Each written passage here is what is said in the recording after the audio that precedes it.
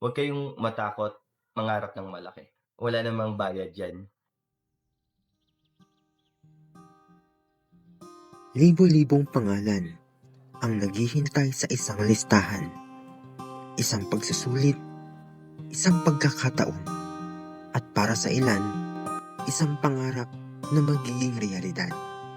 Sabi ko sa sarili ko, gusto ko mag-top 1. Hindi ako nahihiyang sabihin siya sa pamilya ko o kaya sa mga kaibigan ko. Alam nila yan. Nasabi ko sa mga kaklase ko na, kasi po may tarpaulin dyan ng top 5 sa gate namin. And then, sabi ko sa kanila, ako yung papalit doon. So when I found out the result, of course, my families, they were all crying. And during that time, dun lang nag-sink in sa akin na nag-top talaga ako sa board exam. Nag-top ka, top 5 ka. And then sabi ko, sa mga estudyante ko, dyan muna kayo, tumakbo ko sa office, and then nandun ako sa OSAS, and then everybody there, they were all just screaming, nagsisigawan sila, tapos sumigaw na lang din ako. Aside from being pagkakaroon ng rank, I think yung pagiging top notcher is nagmimin yun kung gaano ka kaporsigido and gaano ka nahubog during your undergraduate years, tapos gaano kagaling yung pinasukan mong institution. Super nakaka-warm siya ng heart na parang hindi mo lang siya success, parang success rin yun ng mga taong naniniwala sa'yo. Thankful din po talaga ako kay God dahil binigyan niya po ako ng wisdom para masagot yung aking exam. Andyan din po yung girlfriend ko, mga tao sa paligid ko, mga pinsan ko, and syempre po yung mga teachers ko dito sa Minsu na sila po talagang nagpatibay ng knowledge and foundation ko when I encountered the exam. Sa bawat oras ng pag-aaral, sa bawat pahina ng review, may pangarap na unti-unting hinuhubog. Sa Mindoro State University, may mga pangarap na hindi lamang pumasa, kundi nangunguna. Yung journey sa Mindoro State University is napakaganda kasi you will have ire-ready ka talaga nila for the outside environment para ma-ready ka sa outside world. Ang tumatak talaga sa akin is yung core values ng MINSA, yung RISE, di ba? Yung resilience, integrity, commitment, and excellence. So parang yun yung lessons or yung parang mga reminders na yun yung kailangan kong i-strive sa aking buhay. Sa likod ng bawat tagumpay ng isang estudyante, ay isang pamilyang tahimik na nagsasakripisyo. Sabi ko po sa kanya, makapasa ka lang din sa board exam, masaya na ako. Lalo na po nung nalaman ko na naging top notcher siya. Hindi maipaliwanag na kasiyahan na natupad na ang pangarap namin bilang magulang na siya po ay magtagumpay na sa kanyang profesyon na yan at matupad niya pa po ang mga pangarap niya sa buhay. Para sa mga guro ng Minsu, ang bawat tagumpay ng kanilang mga estudyante ay tagumpay ng buong pamantasan.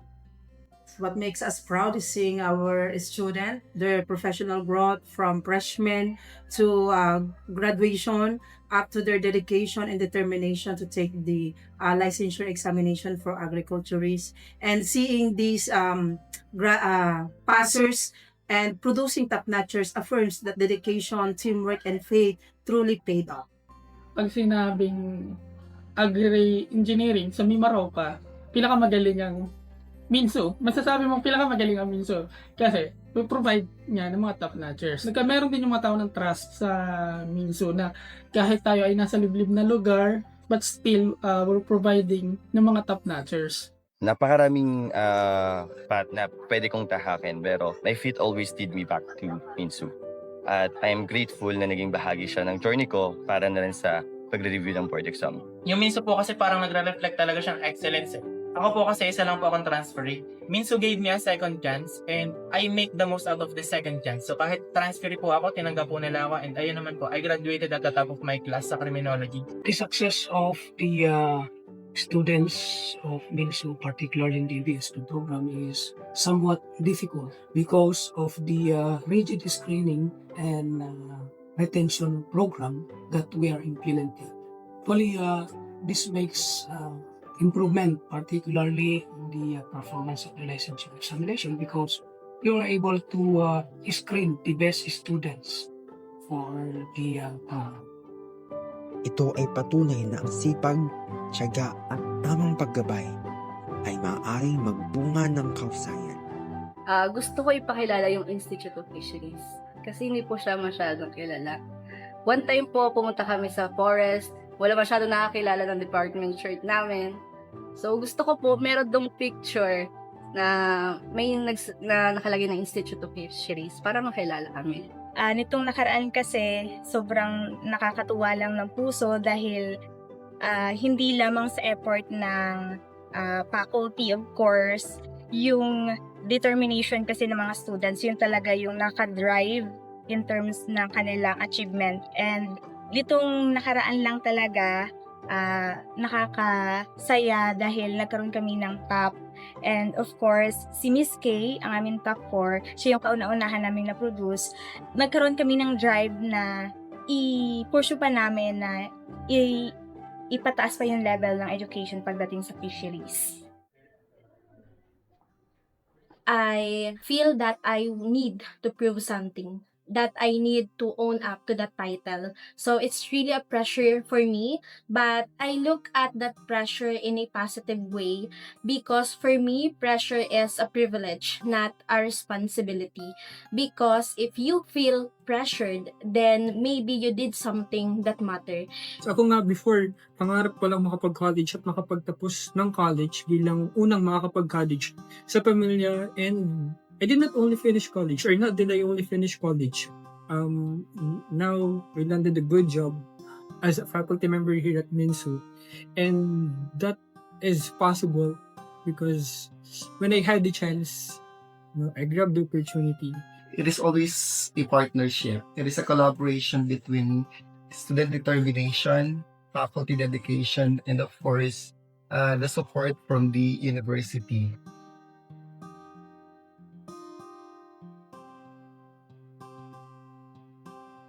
Sabi nga po, excellence is contagious. What have they done in the licensure examination previously? Make it a stage, not the ceiling. Masasabi ko po kay Clarence, proud na proud ako sa'yo na kasi malaking karangalan yung binigay mo sa ating pamilya at napakalaking tulong po sa amin ang magkaroon siya ng oportunidad sa Minsu. Nandito lang kami ni Papa mo na mga kapatid mo, sumusuporta sa iyo palagi. Mahal na mahal ka namin. Ano man ang kanyang tagumpay, ano man ang kanyang pinagdaanan, ano man po ang kanyang harapin pa sa hinaharap, ay laging-lagi niyang uunahin ang laging magpasalamat sa Panginoon.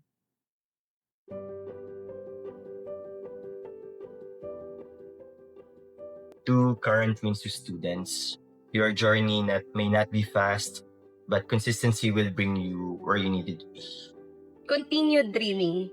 Kasi hanggat may pangarap po tayo, so gagawa tayo ng mga bagay na tingin natin unexpected para lang talaga maabot. Although yung mga dreams na yon tingin natin mahirap abutin, so kapag may pangarap po tayo, patuloy tayong babangon at magpapatuloy.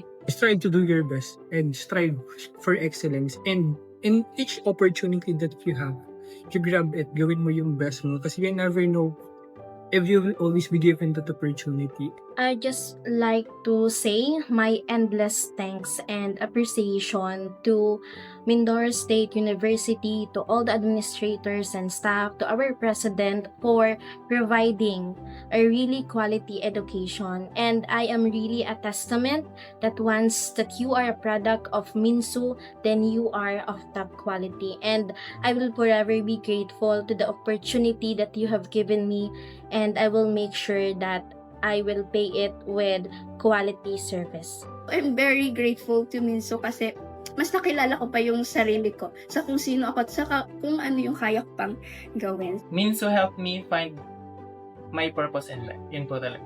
Dahil when I entered Minsu, hindi ko naman po talaga gustong mag-police or kung magano, pero dahil yan, pinaintindi po nila sa akin na I have to do something great and I am capable of doing something great. I am Eric B. Oliver. Ako si Katin Kia Bueva. I am Jonna May Declaro. Ako si Christian Albert V. Pasquiel. I am Clarence Jordi Salmorin. I am Ken Justin Aranyan Nuevo. I'm Engineer Fernando A. Paraleas Jr. A board top-notcher. A board top-notcher. A board top-notcher. Board top-notcher. I am a board top-notcher. A board top-notcher and a proud Minsuan.